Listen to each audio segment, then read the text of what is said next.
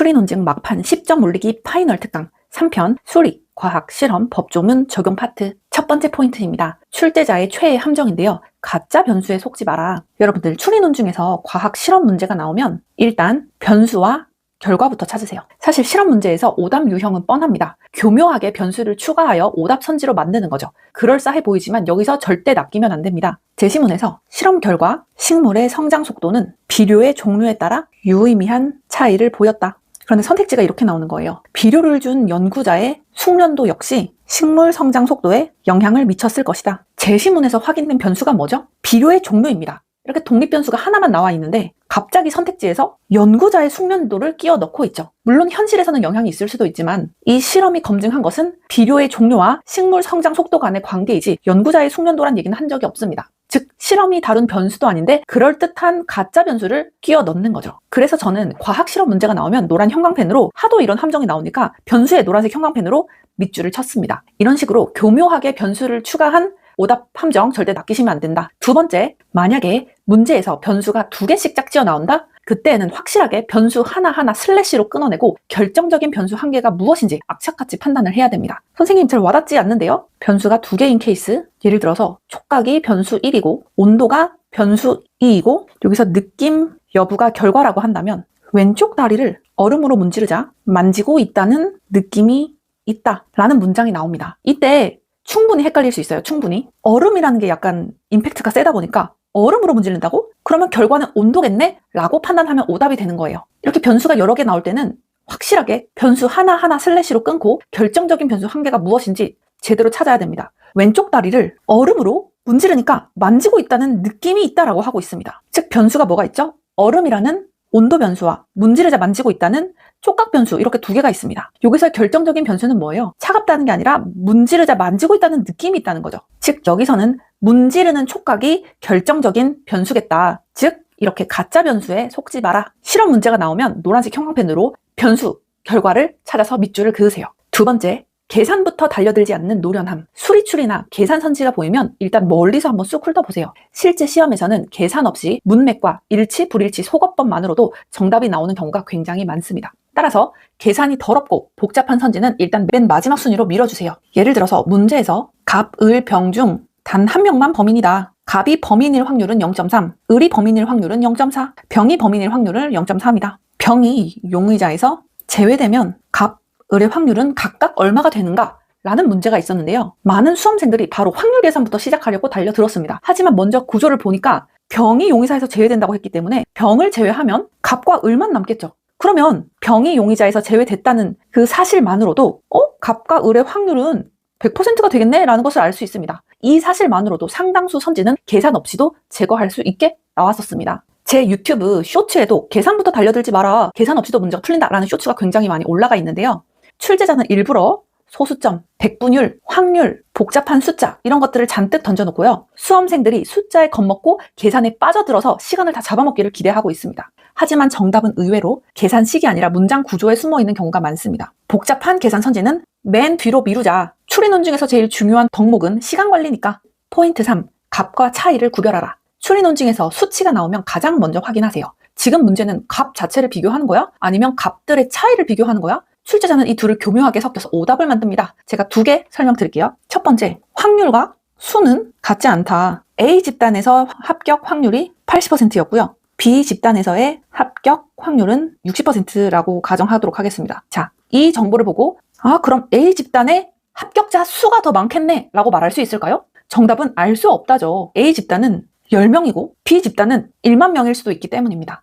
확률 비율은 상대적 개념이고 인원수는 절대적 개념이다. 둘은 같을 수가 없다. 두 번째, 확률과 확률의 차이는 같지 않다. 자, 문제가 이렇게 나왔어요. 어떤 사람이 느끼는 놀라움의 정도는 사건 발생 확률과 반비례한다. 사건 A의 발생 확률은 80%이고 놀라움은 20%였습니다. 사건 B의 발생 확률은 20%고 놀라움의 정도는 80%였는데요. 여기서 많은 수험생들이 이렇게 착각을 합니다.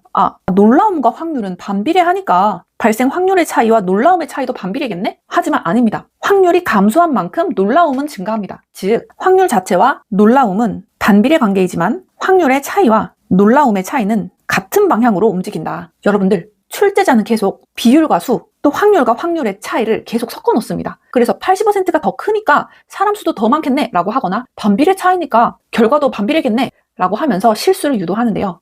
명심할 것은 뭐다? 확률과 수를 섞지 말고 값과 변화량을 섞지 말라. 값과 차이는 완전히 다른 얘기다. 포인트 4.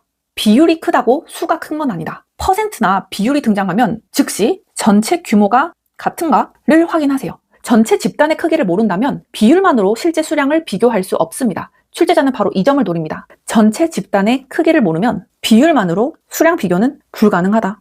여러분들, A기업에서 직원의 50%가 여성이라고 합니다. B기업에서는 직원의 30%가 여성이라고 하네요. 이 정보를 보고 A기업 여성 직원 수가 더 많네 라고 결론 내릴 수 없을까요? 이것도 알 수 없다. A기업 직원이 10명일 수도 있고 B기업 직원이 1만 명일 수도 있기 때문이다. 아까 전에 얘기했었죠.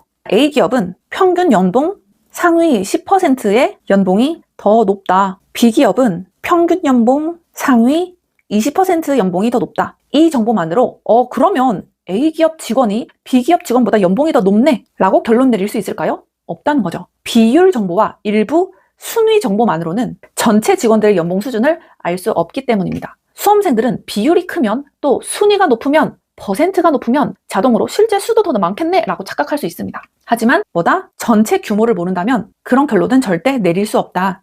비율이 크다고 수가 큰 건 아니다. 포인트 5. 지문의 늪에 빠지지 마라. 타겟팅 독해. 여러분들, 추리 논증 시험에 임할 때 가장 중요한 마음가짐이 있는데요. 이 마음가짐 정말 중요합니다. 바로 꼼꼼하게 다 읽고 싶은 마음을 참는 것. 제시문을 완벽하게 다 이해하고 싶은 마음을 참는 것. 또 이런 가능성이 있지 않을까? 라면서 확장되는 생각을 버리는 것. 추리 논증 시험을 시간 내에 모두 다 읽고 정확히 풀고 모든 선택지 5개를 다 해석하려면 시간 내에 절대 다 풀지 못합니다. 추리 논증은 어떻게 푸셔야 되냐? 지문에 뛰어들기 전에 문제의 발문, 제목, 그리고 선택지의 보기부터 가볍게 훑은 후에 타겟을 명확히 잡고 그 타겟 위주로만 빠르게 지문을 발췌독하는 겁니다. 예를 들어서 경제학 지문에서 문제 발문에 이런 내용이 있는 겁니다. 환율이 상승하는 요인을 고르시오. 그러면 우리는 지문에서 오직 어떻게 하면 환율이 올라가지? 환율이 올라가는 요건들이 뭐지? 라는 타겟만 찾으면서 발췌독하시면 됩니다. 지문을 쑥 훑으면서 배경 설명이나 예시는 다 쳐내고 물가가 오르면 환율이 오른다 등의 환율이 상승하는 요인만을 탁탁탁 골라서 핵심만 발라낸 후에 보기로 직행을 하시는 거죠. 제 노란색 형광펜은 이런 타겟팅 독해에서도 사용이 됩니다. 내가 찾아야 할 타겟이 뭐지? 라는 그 부분에 밑줄을 그으시고 그거를 찾는다는 느낌으로 지문을 발췌독하시는 겁니다. 핵심 선지, 타겟 문장만 노란 형광펜으로 진하게 밑줄 치면서 읽어 내려가자. 보기로 내려갔다가 다시 올라가더라도 그 부분이 눈에 집중돼서 보일 수 있도록요. 포인트 6. 중간부터 시작하라. 추리 논증에서 정보가 부족하거나 경우의 수가 너무 많은 때는 일단 가운데, 중간, 일단 균형 상태부터 시작을 하는 겁니다. 선생님 지금 뭔 소리 하는 거예요? 이 문제 말이에요. 12명이 상의와 하의를 입고 있다. 같은 색 상의와 하의를 입은 사람들은 N명이다. 이런 식의 조건이 나와서 결국에는 다른 색 상의와 파란색 모자를 쓴 사람은 몇 명이냐 이런 문제들 있죠. 이런 경우의 수의 문제가 나오면 일단 12명에서의 절반인 6명은 같은 색, 6명은 다른 색 이렇게 중간 절반을 나누고 시작하세요. 그 다음에 이제 조건을 얹어서 맞춰나가면 됩니다. 출제자는 대부분 가장 균형적인 상태를 출발점으로 삼으면 쉽게 풀리도록 설계하는 경우가 굉장히 많다. 포인트 7. 이해 안 되면 편이라도 갈라라. 지문이 너무 어렵고 무슨 말인지 도저히 이해되지 않을 때에는 모든 내용을 다 완벽하게 이해하려고 노력하지 마시고요. 대신 등장하는 개념들을 좋게 보는 대상, 싫어하는 대상 이렇게 단순하게 구분하세요. 의외로 많은 문제는 이것만으로도 해결이 됩니다. 제가 엄청 어려운 문장 한번 가져와 볼게요. 보편적 이성에 대한 절대적 신뢰는 개별적 삶의 맥락과 특수성을 배제하는 결과를 초래한다. 뭔 말인지 되게 어려워 보이는데요. 이 문장이 도저히 이해가 안 가면 그냥 개별적 삶의 맥락과 특수성을 배제한다는 건 안 좋은 거니까 보편적 이성에 대한 절대적 신뢰를 세모치시고 나쁜 놈이네 이렇게 생각하시는 거예요. 그냥. 또 개별적 삶의 맥락을 고려하는 서술은 보편적 서술이 놓치기 쉬운 의미의 층위를 복원한다. 이것도 정확히 이해가 되지 않으면 포기하시지 말고 편이라도 가르세요. 어떻게? 보편적 서술이 놓치기 쉬운 의미의 층위를 복원한다는 게 좋은 건 아시잖아요. 그럼 개별적 삶의 맥락을 고려하는 서술은 좋은 놈이네. 이렇게 좋은 놈, 나쁜 놈만 파악해도 잘 들어보세요. 글쓴이는 보편적 이성에 대한 절대적 신뢰가 사회를 올바르게 이해하는 데 필수적인 요소라고 본다. 이렇게 좋게 선택지가 나왔다면 틀렸다는 것을 알 수 있습니다. 왜? 얘 나쁜 놈인데 선택지에서는 좋은 놈이라고 했으니까. 따라서 지문이 어려울수록 옹호, 비판, 긍정, 부정, 지지, 반대 이런 것들의 방향성은 오히려 더 분명하게 드러내는 경우가 많다. 따라서 내용을 100% 이해하지 못해도 출제자가 그래서 이 개념 좋아해? 이거 좋은 놈이야? 나쁜 놈이야? 이렇게 편만 갈라도 정말 위기 상황 속에서도 상당수 문제를 해결할 수 있다. 포인트 8. 법조문은 읽는 게 아니라 분해하는 것. 법조문 사례형 문제 많이 나오잖아요. 이때 조문을 그냥 문장으로 읽고 이해하시지 말고 체크리스트로 분해하세요.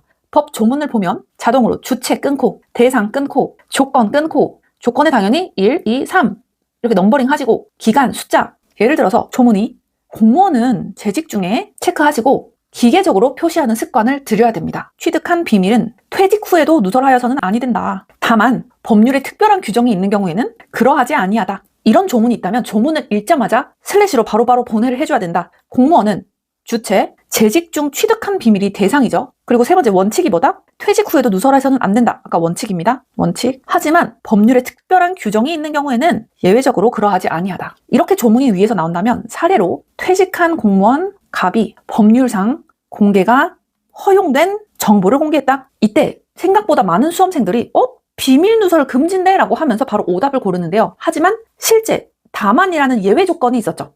이 요건을 보시고 법조문 사례형 문제에서의 정답은 솔직히 원칙이 아니라 다만, 예외적으로, 그러나 이렇게 단서 조항에서 결정되는 경우가 많습니다. 그래서 예외 규정을 절대로 놓치면 안 되지만 노란 형광펜 여기에 그으면 될까요? 안 돼요. 왜냐면 다만, 예외적으로 이런 예외는 우리가 너무나도 잘해요. 그러니까 저는 정말 체크를 잘 했거든요. 하지만 제가 놓쳤던 거는 오히려 원칙이었어요. 원칙. 단서 조항이 실제로 선택지로 막 연결이 되니까 예외 규정에 극도로 집중을 해서 대전제가 되는 원칙을 놓치는 실수를 종종 했던 거죠.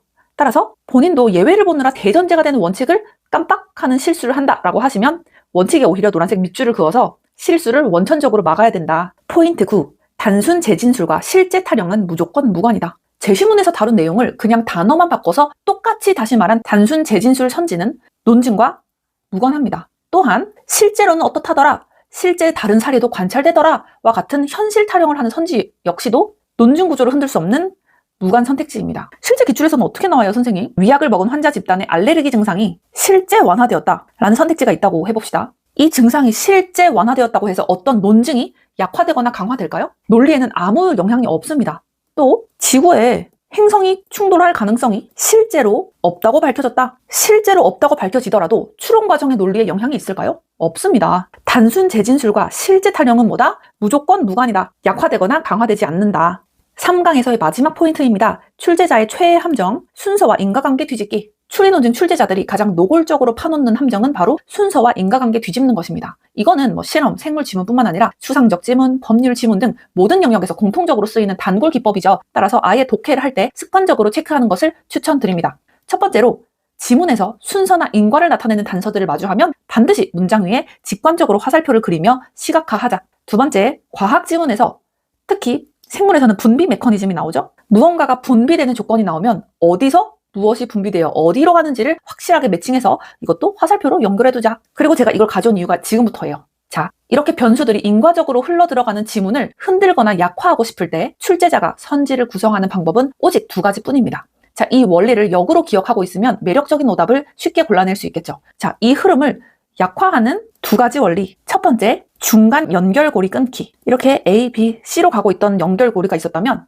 중간에 이걸 확 끊어버리는 거예요. 인과관계의 중간 단계가 매끄럽게 이어지지 않도록 해서 메커니즘 전체를 무너뜨리면서 약화시킬 수 있습니다. 두 번째, 아예 반대 방향으로 만들거나 반대의 결과 제시하기. 아예 인과의 방향을 뒤집어 버리거나 또는 C가 아니라 D가 나오도록 정반대의 결과가 나오는 걸 보여줘서 논리를 아예 무력화할 수가 있습니다. 이럴 경우에도 이 인과적 흐름이 약화되겠죠. 요약하면 지문을 읽을 때 인과의 순서가 보인다? 첫 번째, 화살표로 직관적으로 매핑을 해라.